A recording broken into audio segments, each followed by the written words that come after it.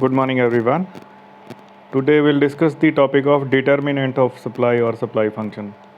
यानी वो कौन से तत्व या फैक्टर्स हैं जो कि सप्लाई फंक्शन को या सप्लाई को प्रभावित करते हैं. जैसे डिमांड को प्रभावित करने वाले फैक्टर्स हैं, वैसे ही सप्लाई को भी प्रभावित करने वाले फैक्टर्स ज़रूरी हैं, क्योंकि there are related topics. Here the first topic. पहले तो वैसे जो फैक्टर है जो सेकंड इसमें दिया हुआ, बट चलो will discuss it in the sequence. Goal of the firm. अब गोल या उद्देश्य जो है कंपनी का, वो भी एक फैक्टर है. दैट इसका सीधा सा सवाल है, जब भी प्रॉफिट ज़्यादा मिलेगा सप्लायर को, वो ज़्यादा सप्लाई करेगा. दैट मीन्स तभी प्राइसेस जैसे ही बढ़ते हैं वो सप्लाई ज़्यादा देना शुरू कर देता है, और जब वो प्राइसेस कम मिलते हैं और जो प्रॉफिट्स है यानी प्रॉफिट पर यूनिट है वो जब कम होता है, then the supply is reduced. So the goal of the firm, जो उद्देश्य है, दो तरह के उद्देश्य होते हैं इसमें. एक तो लाभ को बढ़ाना, प्रॉफिट मैक्सिमाइजेशन, और दूसरा सेल्स मैक्सिमाइजेशन. तो जिसको आप बोलते हैं रेवेन्यू या मार्केट शेयर बढ़ाना. इन दोनों उद्देश्य हो सकते हैं, लेकिन अगर प्रॉफिट मेकिंग का या प्रॉफिट मैक्सिमाइजेशन का उद्देश्य है तो इस केस में गिवन प्राइस पर लेस क्वांटिटी ही सप्लाई जो है सप्लायर देगा. वाई? उस कंपनी के for example there is a company A जिसका जो है प्रॉफिट मैक्सिमाइजेशन का उद्देश्य है. There is a B company जिसका उद्देश्य है मार्केट शेयर बढ़ाना यानी sales maximisation.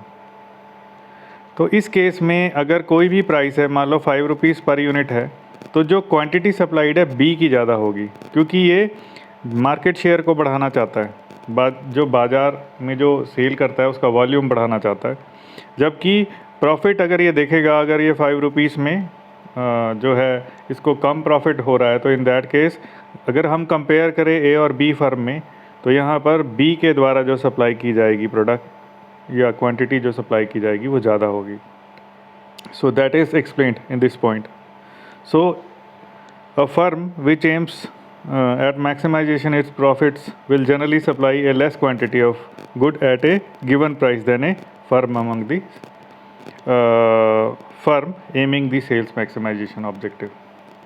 Then the second is price of own good. ये तो सीधा हमने पढ़ा भी था पिछले कल. जैसे जैसे प्राइसेस बढ़ेंगे वैसे वैसे सप्लाई इंक्रीज होगी. As the own price of a good rises, the cost and the prices of other goods unchanged. इसमें दूसरे फैक्टर्स को आप छोड़ देते हैं, अदर थिंग्स बीइंग इक्वल कर देते हैं. आप ये मान लेते हैं कि दूसरे फैक्टर में कोई बदलाव नहीं है. Production of that good becomes profitable. जैसे जैसे कीमतें बढ़ती हैं उसका प्रोडक्शन करना प्रॉफिटेबल यानी लाभ अर्जन का स्रोत बन जाता है. उस केस में existing firms are likely to expand their output. वो ज़्यादा प्रोड्यूस करने लगते हैं, ज़्यादा उत्पादन करने लगते हैं. And eventually new firms also they also start coming in the market. दूसरे फर्में हैं वो भी जो है नए फर्म्स भी आकर अट्रैक्ट हो जाते हैं, क्योंकि इस बिज़नेस में लाभ दिखता है, तो इसमें सप्लाई अपने आप जो है इंक्रीज हो जाती है. Hence the total supply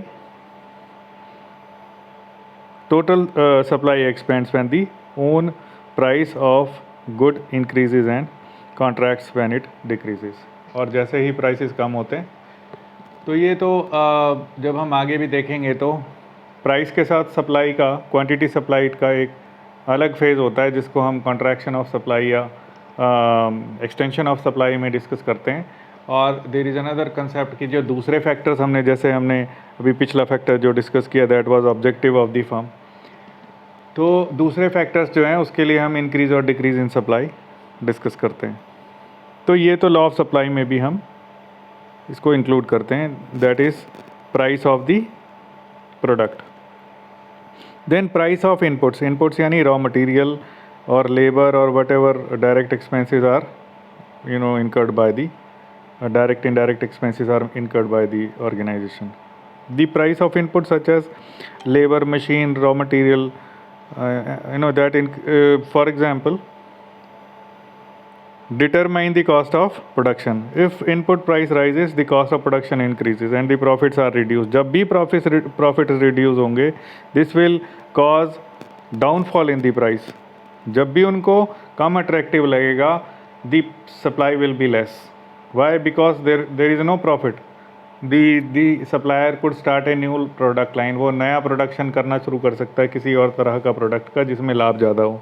on the other hand, अगर ये if there is a fall in the input prices, यानी कि कच्चा माल या जो भी दूसरी चीज़ें जो प्रयोग की जाती हैं इंडस्ट्रीज़ में, मैन्युफैक्चरिंग प्लांट्स में, अगर उसकी कीमतें घटती है, that will increase the profit margin. और जब प्रॉफिट मार्जिन बढ़ता है, everybody will be attracted to produce more. उसमें वो ज़्यादा ध्यान देते हैं, ज़्यादा प्रोड्यूस करते हैं, and the supply increases. So that is also one of the factor that affects supply. Then technology. अभी टेक्नोलॉजी की मदद कर से जो है ऑब्जेक्टिव ये रहता है कि that the quality will improve and it will reduce cost.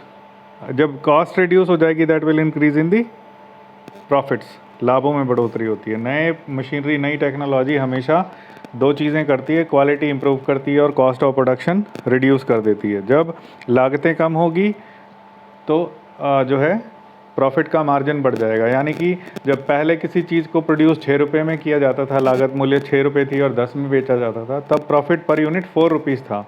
अगर ये 6 रुपये घटाकर 5 रुपये कर दिया जाता है तो प्रॉफिट पर यूनिट 5 रुपीज़ हो जाएगा, जो बढ़ जाएगा 4 से 5 रुपये हो जाएगा. तो ये सप्लायर्स को अट्रैक्ट करता है. इस तरह से इस सिचुएशन में जब भी प्रॉफिट्स बढ़ेंगे, the supplier will be interested to supply more quantity. वो ज़्यादा सप्लाई करता है. So increase profitability induces the producers to produce more and there is increase in supply. Then price of related goods. जैसे हमने वहाँ पर cross elasticity तो खैर अभी हम डिस्कस करेंगे, हमने देखा था इसमें भी हम price of related products that effects the demand. In the same way here it effects supply also. अगर हम बात करते हैं सब्सटीट्यूट की, we know the substitute tea and coffees are these are the products which are substitute. अभी यहाँ पर if the price of one product substitute rises, the supply of another product decreases. So there is a inverse relationship. क्यों? क्योंकि अगर यहाँ पे example देखें आप, वीट और कॉर्न यानी मक्का और गेहूँ हैं, ये एक दूसरे के सब्सटीट्यूट माने गए. A rise in the price of wheat may cause a farmer to produce and supply more wheat. अगर गेहूं की कीमतों में बढ़ोतरी हो जाती है, जो उसकी लागत है वो सेम रहती है, ये मान लिया जाता है, तो उस केस में उस पर उसको ज़्यादा लाभ मिलेगा. उस केस में क्या करेगा, वो मक्का लगाना बंद कर देगा या कम कर देगा और ज़्यादा गेहूं लगाता है, जिससे वो सप्लाई बढ़ जाती है. सो अगर इसी तरह से अगर ये सब्सटीट्यूट प्राइसेस एक किसी भी प्रोडक्ट में, conversely a decline in the price of wheat may induce the farmer to produce more, corn will be produced more. अगर वीट की कीमतों में, गेहूं की कीमतों में अगर बाज़ार में गिरावट आए, तो इसका मतलब जो फार्मर्स हैं दे विल प्रोड्यूस कॉर्न मोर. वो कॉर्न या मक्का ज़्यादा प्रोड्यूस करेंगे क्योंकि प्रॉफिट्स उसमें ज़्यादा है. इन that case the supply of corn will increase. So that is also a factor that affect supply. अभी अगर प्राइस ऑफ रिलेटेड गुड्स की बात करते हैं तो कॉम्प्लीमेंट्री गुड्स की भी बात ज़रूर करेंगे. एक सब्सटीट्यूट होता है कॉम्प्लीमेंट्री प्रोडक्ट हमेशा साथ साथ कंज्यूम होते हैं. जैसे आप किसी व्हीकल या कार की बात कर सकते हैं और पेट्रोल की बात कर सकते हैं. पेट्रोल के साथ आप पैराफिन जो एक लिक्विड होता है जो उसमें मिलाया जाता है फॉर इट्स कंजम्पशन, तो उसके ऊपर भी डिपेंड करता है. And increase in the price of one complement it will increase the price of other also और the supply of other also. That means अगर एक complementary product, for example if the price of car rises और if the price of petrol rises, in that case it is a petrol की के basis पे car तो नहीं बिकती, but car के basis if the price of car increases, in that case there will be more supply of petrol, क्योंकि number of car will increase, कारें ज़्यादा हो जाएंगी अब जो है, या in that case the joint product yield to increase in the supply of the other. So that means एक कॉम्प्लीमेंट है, अगर उसका increase in the price of one complement or joint product leads to an increase in the supply of other. So that means that will be more profitable. Supply of other अपने आप बढ़ेगी, बढ़ानी पड़ेगी. अगर car की supply की बात हम कर रहे हैं, we are not talking about the demand.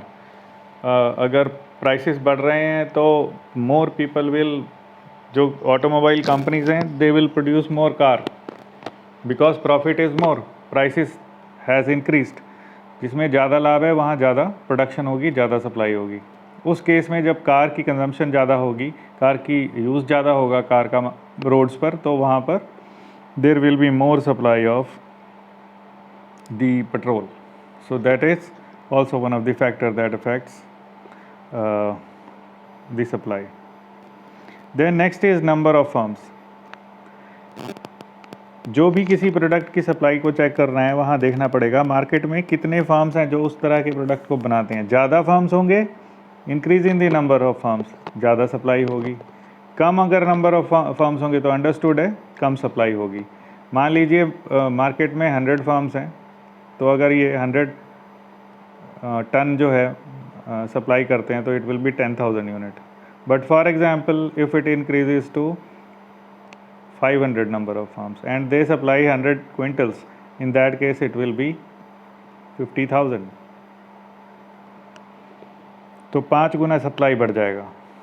तो ये भी एक फैक्टर है जो सप्लाई को प्रभावित करता है. Then expectations of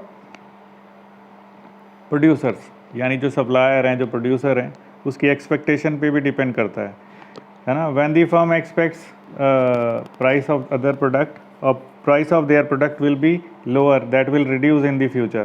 In that case supply in the current time period that will increase. उसको लगेगा कि अगर उसका माल है जो भी वो बना रहा है, फ्यूचर में इसके प्राइसेस घटने वाले हैं, तो अभी क्योंकि प्राइसेस उसको मिल रहे हैं, उस केस में वो सप्लाई बढ़ाता है या बढ़ा देगा. On the other hand if producers expect price of the product, जो फ्यूचर है उस फ्यूचर में उसके प्राइसेस, अगर उसको लगता है, एक्सपेक्टेशन ये रहेगी कि उसके जो प्रोडक्ट के प्राइसेस से बढ़ेंगे, तो अभी वो स्टॉक करना शुरू कर देगा उसको, यानी जमाखोरी करना शुरू कर देता है. Y?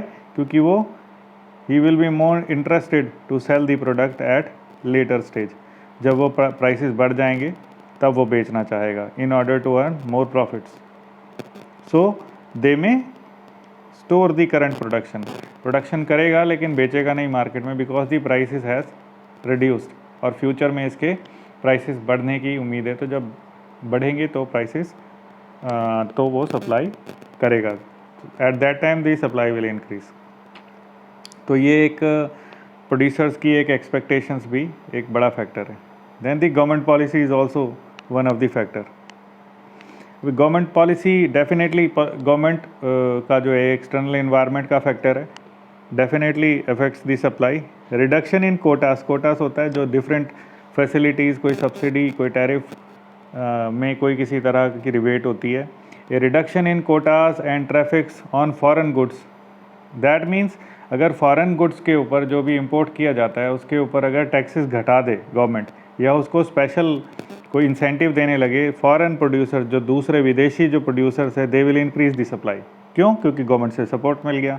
Likewise changes in the taxes and subsidies also influence the supply. ये भी गवर्नमेंट के द्वारा दिया जाता है. The producers treat most taxes as cost.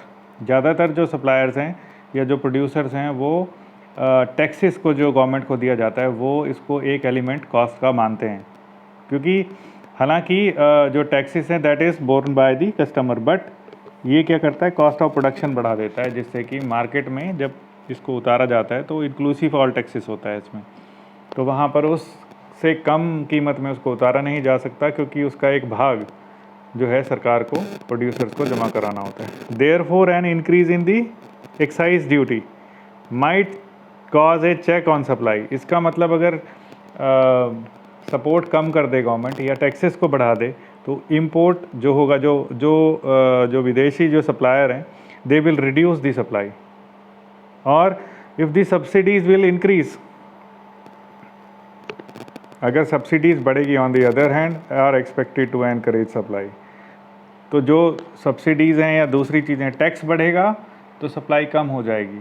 अगर सब्सिडी बढ़ेगी या दूसरी अच्छी फैसिलिटीज़ बढ़ेगी, टैक्स का रेट घटेगा, तो उस केस में there will be more supply made by the foreigners और foreign you may say producers. तो ये विदेशी जो है ज़्यादा सप्लाई करेंगे। क्यों? क्योंकि लाभ ज़्यादा होंगे। So these are the factors that affects supply. अभी अगर हम बात करें लॉ ऑफ सप्लाई की, ये छोटा सा कंसेप्ट है, will discuss it. There is a relationship between price and the supply, वो हमने पहले भी देखा, और वो रिलेशन कैसा है? पॉजिटिव रिलेशन है। एक फैक्टर बढ़ेगा, if the price rises the commodity or quantity supplied also rises, so there is a positive relationship. Higher the price, more will be the supply, and if the lower will be the price, that means profit will be reducing, it will reduce the supply also. कम लाभ पर कम supply देगा supplier, ज़्यादा लाभ मिलने पर ज़्यादा supply देता है। In other words, there is a positive relationship between price and quantity supplied. जब हम लॉ ऑफ सप्लाई की बात करते हैं, लॉ ऑफ डिमांड की बात करते हैं, दूसरे फैक्टर्स को नहीं देखते, यहाँ पर हम सिर्फ प्राइस के साथ रिलेशन सप्लाई या क्वांटिटी सप्लाइड का देखेंगे। एक्सप्लेनेशन अभी देख लें आप इसका। ये आपको सप्लाई शेड्यूल दिया हुआ है। When the prices were 10, supply was 100, when it increase to 11, यहाँ 1 रुपये प्रति यूनिट का लाभ बढ़ गया, तो यहाँ 200 कर दी सप्लाई। 12 हो गया अगर प्राइस, तो यहाँ 300 कर दी। अभी इसको अगर हम कर्व की फॉर्म में देखें, तो यहाँ देखें आप, ये प्राइसेस हैं। इस प्राइस पर देखिए, यहाँ पे जो ये जो है, ये क्वांटिटी सप्लाइड है, ये वाला पॉइंट। और जब ये प्राइसेस बढ़ गए, प्राइसेस बढ़े यहाँ पे, ये देखिए ये प्राइसेस बढ़े हैं, यहाँ पर सप्लाई भी बढ़ गई। So there is a direct relationship, this is how. और ये होता क्या है, जब भी डायरेक्ट रिलेशन होगा तो ये अपवर्ड मूविंग होगा। It will move from left to right towards the sky, ऊपर की तरफ जाता है। So this is how you will explain law of supply. There are certain assumptions. We'll proceed with the next topic, that will be extension and contraction of supply and increase and decrease in supply. That is an important topic. So thank you.